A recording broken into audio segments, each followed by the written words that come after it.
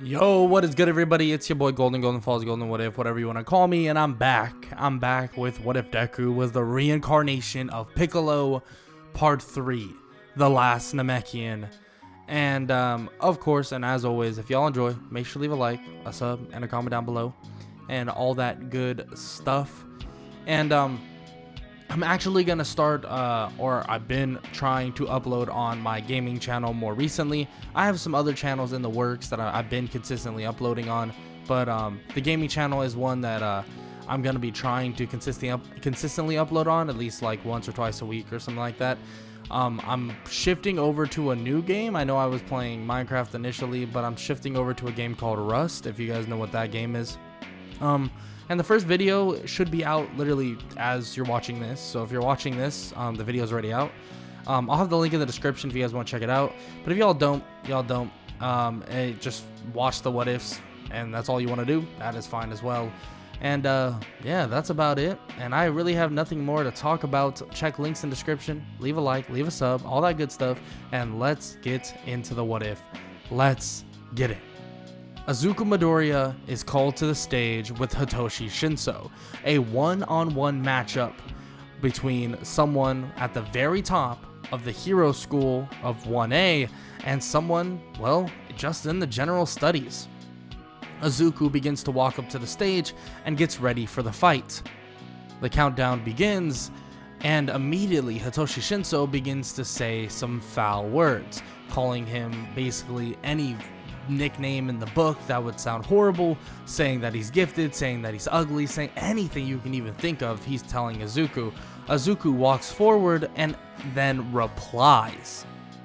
His body would go immediately under some sort of trance. All he would see is just black. He would look around and see absolutely nothing. And as he's staring into the void of darkness, unbeknownst to him, he's actually walking off the stage. Izuku is looking at this darkness while this is occurring, and he's squinting his eyes, trying to see what's going on. As he looks closer and closer, he sees a green figure, one that looks very similar to him. He walks closer, and that figure's aura erupts, but it's different. It's a different type of aura and a different type of feeling. The power of this person is insane. An emblem would grow on the back of that said Namekian or that said person, and they would fly away in a matter of seconds. Izuku is shocked to see this and can feel that the power with that Namekian was far different than he's ever even felt within himself. Just as Izuku turns around though, he hears the roar of a dragon. As a green dragon, swoops down and flies straight at him, and in a matter of seconds, Izuku is awake. He sees himself right at the edge of basically the stage. Izuku immediately turns, stretching out his arm, grabbing Shinso and throwing him off. Realizing the martial arts fight that he wanted, he almost threw it away by just getting lured into a trap. He didn't realize how unique some of these quirks could really be. Izuku would then continue to wait for his next match, but would just think about what he saw. The power that Namekian showed, what was it? And the dragon that swooped down in front of him. He needs to know more, he wants to know more, but nothing's coming to him and nothing can even be heard within his own head. He can't even think. There's nothing that he can even think of that would even basically justify anything he just saw. Nonetheless though, he would continue trying to figure it out, but his next match would then come about. His next match would be against Shoto Todoroki. When he steps out on that stage though, Shoto basically seems cocky, arrogant, and flat out ready to get this over and done with. And that's exactly what he's gonna try to do. Just as the match would begin, ice would get thrown everywhere, covering basically the entirety of this entire stadium. But just as this would occur, the ice would shatter instantaneously with one blinding light. Izuku would just walk toward Shoto as he reaches out an arm, grabbing him and immediately trying to throw him off the stage. But just as he does this, his arm would get frozen. Izuku would let go and just break off the ice and would tell him that there is no winning in this battle, especially with only using half of his quirk.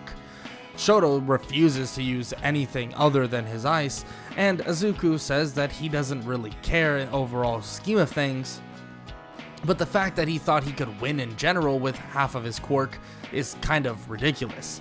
Why would he think someone or some place like UA would have so many people that are basically so weak that he would just beat everybody with only using his ice? He begins to tell him that he doesn't understand why he wouldn't use his quirk. I mean, it is his own, correct? Just as he says this, Shoto would disagree, saying that fire side is his father's. Izuku thinking that this is ridiculous. That's a dumb idea. Like, it's in your body. It's part of you, not part of your father. It doesn't really make sense to Izuku, and he says that he can use that firepower however he would like, but maybe think about basically using everything he possibly has in his arsenal the next time he steps foot on a stage like this. Izuku immediately blitzes toward Todoroki and is right in front of him in a matter of seconds, pushing him off the stage, and the fight is over. Izuku tells him that maybe next time they can actually have a good fight, but he highly doubts it if he's going to let his own ego and basically the whole revolting side of him overcloud his actual judgment. Izuku would then leave, and obviously Endeavor would be pretty pissed off. Nonetheless though, Izuku would await on his next match, which would be Tenya Iida, but he's shown that he would far class out Tenya, that frankly he wouldn't be fast enough, and Izuku is far stronger than him, so it doesn't really matter. Izuku would easily speed blitz him, get him out of the stage, or knock him out entirely, and well, the last Namekian is going to be in the very final round. That final round would end up being Izuku versus Bakugo. This is one fantastic match. Izuku happy that it's occurring, and Bakugo is as well. He's been training. Bakugo has been training like crazy, trying to get to the point where he can outclass Izuku, and he wants to give it a full shot. At the start of the match, Bakugo goes barreling forward toward Izuku, and trying to basically just explode any part of his body he possibly can. Smoke begins to just overwhelm the entirety of the stadium. The rubble, the wreckage, everything begins to get scattered everywhere. Bakugo continues his assault on Izuku, but let's just say, it doesn't go as well as he thought it would. He looks up to see that the smoke is finally clearing, but Izuku is not there. There's nothing there. Izuku is standing behind Bakugo with a slight smirk on his face. He punches him toward the edge of the ring and tells him that it's time for him to just give up. He's not as strong as Izuku, and frankly, he has no means of getting as strong. On top of that, Izuku has taken years of training seriously and has tried to hone his power as much as possible. What has Bakugo really done? Of course, Bakugo realized the strength of Izuku and then started training harder and harder, but it's a little too late. Izuku then tells Bakugo that no matter how much he trains, he will never catch up, because Izuku, or himself, will never stop training. That's the goal for Izuku, to be the strongest, to be the #1 hero, to be like All Might. No, be better than All Might. That's what Izuku wants.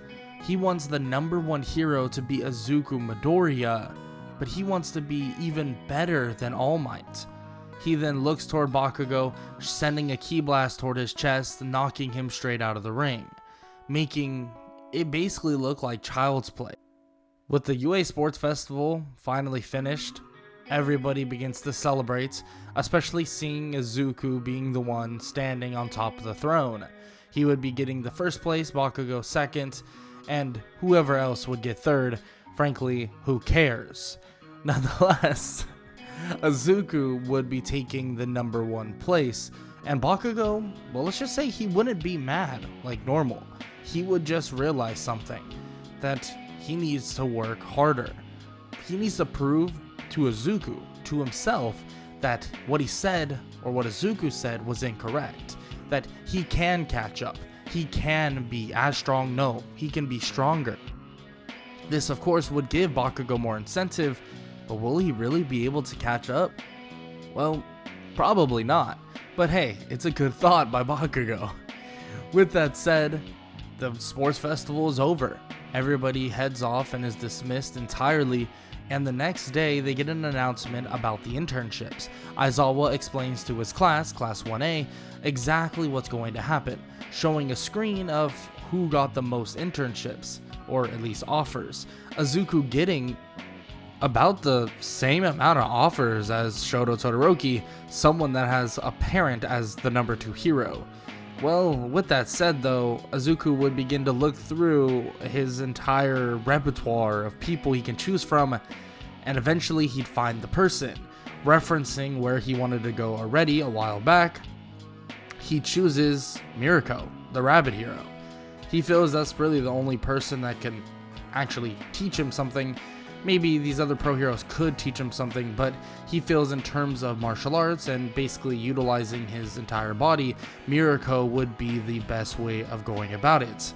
She is one of just straight up training and action, so he definitely wants to take her up on that offer. And that's exactly what he does. After some time would pass, Izuku would head off to the agency, or basically where Mirko currently is. Mirko would then begin to greet Izuku and bring him inside. They would then begin their training, and frankly, this entire internship is purely and surely just training. They just straight up spar, and that's practically it. And before or after a couple of days, she does decide that maybe they should go on a bit of a patrol nearby, but during this patrol, he doesn't really see much. Nothing is really found out, and frankly, he doesn't really know if there's any major villains around basically the neighborhood that Mirko is stationed at currently. And she says that there really isn't. There's not that many, but of course there are a couple here and there in which they do take down, but it's nothing crazy. But just as this is all occurring, Mirko gets a bit of a ring in her pocket. She checks it out and begins to answer, hearing some very bad news. Tenya Iida. Well, Tenya Iida has been killed, in Hosu City. Some bad things went down in Hosu without Izuku even knowing, and, let's just say, someone got fatally injured. He's on death's door. They basically deemed him to be dead already because he's practically on life support. If he comes off of it, he'll just die. But Izuku would be called in back to UA, and they would question him about the power that he showed earlier, or at least in the heroes versus villains training. Izuku says that he could try to heal Tenya, and from what he hears about it, his brother is also substantially hurt. If it works for Tenya, it should work for his brother. He'll try to do both and see what happens. Izuku would head over to that said hospital, and his family, or obviously Tenya Iida's family, would be around, sitting there staring at the bed that their child is currently completely just out of it on, in a comatose-like state. Izuku would walk over and put his hands over the boy. Everybody would be confused at what he's doing as this aura begins to appear around Tenya. They begin to scream at the tall, large man, of course, realizing that Izuku is in a Namekian form. He's huge. I mean, come on. He begins to heal Tenya. He begins to heal him entirely, and he wakes up. Not a scratch on him. Izuku then turns and asks where their other son is, and in complete shock, the mother of Tenya Iida would grab him by the arm and run him off to the other room of their other son. He heals him up entirely as well, and they have a bit of a nice family reunion. Izuku would then head back to UA and ask them if he could continue training with Mirko, and that he's just learning some new things, and that basically his strength seems to be accelerating massively because of this training. But unfortunately, Aizawa will have to shut the idea down, telling him that on regard of UA and the fatal injuries, even though Izuku healed them, he can't let them go back on internships, and unfortunately, well, they kind of have to cut him short. Izuku finds this kind of sad, but Mirko would send him a letter telling him that they will reconvene one more time, and next time they'll have a lot more time to actually, well, train and do stuff. You gotta realize it's only been a couple days. It hasn't been, well, like a whole week or 2 weeks for them to actually really understand and learn from each other. Nonetheless, though, Izuku would then be back in class, and everybody would look at him like he's some white mage, and everybody knows you never F with the white mage. You guys know what I'm saying? Okay, well, Izuku would be looked at as this person that can basically save anybody. It makes people feel invincible, immortal. They're not sure, but they also feel the need to basically be best friends with Izuku. Izuku makes this abundantly clear that there are no best friends. They don't need to be nice to him. He's doing this because this is what a hero should do. And of course, if they are really injured, he will help them, save them. But you have to realize that heroes will sacrifice and basically draw that line all the time. So there really isn't a way around death if you are throwing your life in harm's way all the time. And Izuku does remind them, though, that he's here for them and for himself, for the teachers, and the teachers are same way back for them. Of course, that's just how it is, and that's how a hero should be.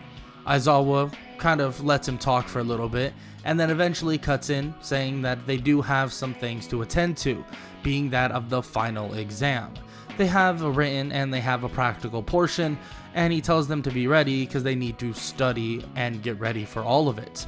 Izuku would actually study and help many others study as well, because frankly, this dude is intelligent as heck. I mean, of course he is.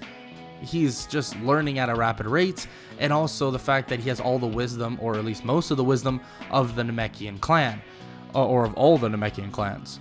So Izuku would be extremely smart, and he would put that to good use for the written portion of the exam. Of course, he would ace it with freaking flying colors like it was nothing, so that wouldn't be really a problem.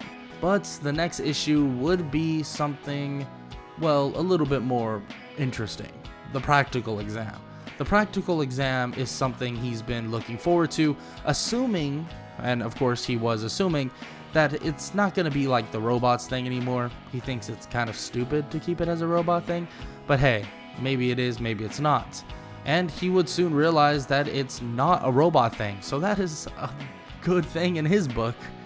Nonetheless, though, a bunch of the teachers would arrive at the gym, and they would all be listening for instructions. Aizawa begins to basically explain to everybody what's going to happen, giving everybody their teacher that they're going to have to face. But this time around, Bakugo goes against another teacher, not All Might, because All Might feels and wants to see the limitations of this so-called Namekian. Izuku Midoriya is gonna go one-on-one with the one and only number one hero, All Might. All Might is basically telling him to basically let loose, don't hold back at all. He wants to see how strong Izuku truly has gotten, especially with the fact that he's shown so much promise in almost every single regard. He outclasses his, well, class. So the fact is, well, he needs to show everybody how strong he currently is in terms of the pro level ceiling. And that's what exactly he's going to do. Izuku will watch on as his other classmates do their test, fight the other teachers, so on and so forth. But once it comes to his turn, everybody is watching with so much interest. Of course, it's a spectacle. Everybody's sitting there arguing. Is he going to be able to beat All Might? I mean, yeah, it's a slightly restricted All Might, but it's still All Might, right? And some others think that maybe he's gotten even stronger. Maybe Izuku has transcended his limits that they've already seen. He said himself that he trained with Mirko and has learned things that he's never even thought of. Maybe that's in terms of raw power, maybe that's in terms of technique. He's not, or everyone's not so sure. So when both All Might and Izuku enter the battlefield, they are watching very, very closely. Izuku immediately goes flying toward All Might, seeing exactly where All Might is. Immediately, All Might shoots shock waves of wind toward Izuku, but Izuku flies in, dodging each one. Just as he gets to All Might throws a Detroit Smash right at him. Just as he does this though, wind begins to pick up and dust just covers the entire area with that one foul swoop, that one punch. But when the dust clears, Izuku is holding the punch of All Might, grabbing him by the arm and flipping him, slamming him on his back. He immediately gets back up, but Izuku kicks him right in the stomach and proceeds to get to work. All Might may be strong, maybe even physically stronger than Izuku at this point. Well, he's not so sure, but even if he is, in terms of raw technique, All Might isn't even close. All Might begins to just get pieced up, getting punched in the stomach, to the face, head kick, anything you can think of, every technique, every martial arts, and basically all the levels of martial arts is showing right now with Izuku. Izuku is dismantling the symbol of peace as if it were a joke. Izuku would then wrap his arm around, well, All Might, wrapping him entirely and throwing him toward a building. Izuku would then fly back toward All Might and would continue fighting him, All Might giving it his complete all, and he's just in complete shock about how strong Izuku currently is. And it seems like he's only getting better. He's only getting stronger. Izuku continues doing this over and over, fighting All Might, beating him down, but All Might obviously is able to take these blows. In terms of physical capabilities, Izuku really, well, hasn't grown a ton in terms of physical strength. In terms of key manipulation and basically using it within one's body, he's still trying to figure out how to enhance his strength via this. But his durability is on a whole different level. Not a scratch is on him from every punch he's even taken from All Might, and frankly, those are far and few between. All Might can't even touch him. All Might would then get thrown toward the gate, basically where Izuku would need to go. He begins to fly over toward All Might, but he just walks through the said gate. He walks back to All Might, and he sees that All Might seemingly is struggling to stay in this grown or basically flexing like form. It reminds Izuku of like bodybuilders when they flex really hard and they're trying to keep that form. But All Might isn't a bodybuilder. He doesn't know. He's so confused. He's not sure, but he tells All Might immediately to relax. He walks over and he puts both of his hands on All Might's chest and immediately begins to heal All Might. But out of nowhere, Izuku could tell there was something else right there that he didn't even realize. There was a like a horrible thing on his stomach, or whatever that was, but he healed it entirely. Izuku feels a little bit drained from using this technique, but he looks at All Might in confusion and asks him something in a weird coded way. Not saying exactly what he means because he doesn't want to be heard by anyone else or questioned about it. And he looks toward All Might's kind of ribcage area. All Might nods and tells him that he will explain everything very soon. Aizawa would then group up the class once again, telling everybody that they will be going to the forest training camp no matter what, even though some people didn't necessarily pass. But still, they all will go, but they will just have to take extra classes. Of course, Izuku passed, it's not even close, but Izuku would then be taken out of class to speak with All Might. All Might would tell Izuku exactly what occurred, how he got the injury, what his power is, and he feels that he can trust Izuku, especially, seemingly, Izuku could be that next person in line to take that #1 spot. All Might believed that whoever he gave his power to would be the person, but he's not so sure anymore. He knows this person basically is really strong, the one he gave it to, but I mean, it could mean that it could mean nothing. Izuku could be the strongest at the end of it. Izuku does ask a couple questions about One for All, asking about basically how it works and different things like that, but he says that it's for the best that Izuku doesn't have it anyways. There's a good chance that he won't become the symbol of peace. He'd be more like the symbol of peace beyond the scenes, because he is a scary monster, and he dignifies that, believing that this is a popularity contest at the end of the day, and there's a reason why Endeavor was always number 2. I mean, Endeavor was never really that smiley figure that All Might was. Endeavor was really strong, and maybe the strength alone kept All Might ahead, but there was no catching up. Endeavor would never catch up to All Might. That's just a fact, unless All Might left. But All Might does question Izuku about the healing and how he feels so much stronger, and Izuku says that he healed him of all wounds, obviously, and obviously now he knows what happened in terms of the injury, and he says that he should be at tip-top shape, but knowing that All Might gave away his power, maybe he's not quite at tip-top. And obviously All Might understands this, and Izuku does lead off with one last question. Who did he give One for All to? All Might would think about maybe he shouldn't tell the kid, but he decides to do so. He tells him that Mirio Togata, basically this young man that is a 3rd year and one of the big 3. Izuku nods and says that he assumes he's very strong. He'll be seeing him pretty soon and would love to get to know him and basically get some sparring time in. And All Might says that would be a great idea, and it will totally recommend that to him after they are done with their little forest training camp.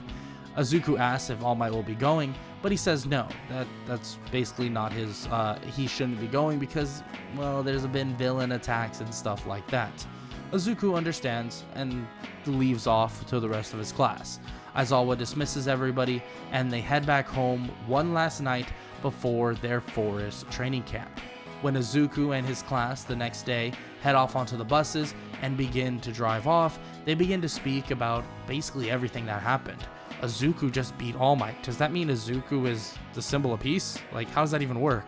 Izuku kind of laughs at this and says that a giant green monster cannot be the symbol of peace, and to not worry about that, or at least not worry too much about it.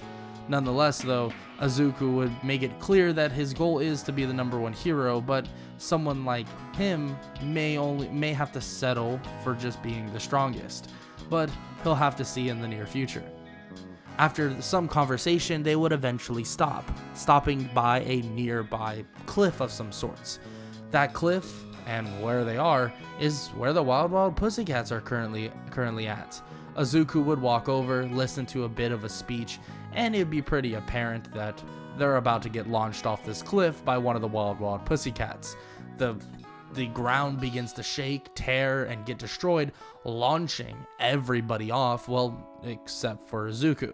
Izuku kind of stood there, and the cliff kind of broke in between him, but that's beyond the point. Aizawa looks at him and just shakes his head, slightly smiling, telling them all that this kid is the real deal. Immediately they question, kid? He's like 6'5". How is he a kid? And Aizawa shrugs and asks Izuku if he wants to go back to his regular form just for a quick second. Izuku does, and the Wild Pussycats are completely shocked. Aizawa explains that the kid decided to stay in this form, or in his Namekian form he calls it, because it's more efficient that way. He learns better, learns faster, becomes stronger a lot quicker, and, well, his abilities seem to be limitless, from just raw strength, durability, to even a healing power. And, of course, the Wild Pussycats question if it's a healing factor, or like he can basically heal himself, or he has regeneration, and Aizawa just says, yes, all of it. He has all of it. In which the Wild Pussycats are completely shocked, and Aizawa asks Izuku to hop off the cliff to basically go help his classmates out. Izuku tells him he got it, and he flies down, in which the Wild Pussycats are also shocked at the fact that this kid can literally fly.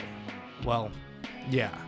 Of course, I feel like this would be everyone's reaction when some UA student that's a first year is a giant green monster that can probably like level a whole forest, at least at this point. With that said though, their training obviously would finally begin, getting through the forest relatively quickly though with the help of Izuku. Even Izuku decided to actually try out a couple new abilities, and he actually spread his ki out with a couple people to see that it actually upped the strength of their abilities. But that was kind of just experimental, and of course that will not stay the same entirely. Frankly, they didn't really notice. They just thought they were just, doing the same old, and they were just getting the last hit on some of these monsters. But that's not the case. With that said though, they would eventually arrive at the train or the forest camp, and it would actually be a lot quicker than usual. And this is when Aizawa would tell them all that it's time to get some food, get cleaned up, because the next day is when the true training begins. That's when everybody is going to truly break their limits and truly break the limits of what their quirks are currently. They don't have time for them to wait for adulthood to develop, because they need them to be as strong as possible right now. And the forest training camp will continue on in the next part of What If Deku Was the Reincarnation of Piccolo. If y'all enjoyed, make sure to leave a like, a sub, and a comment down below.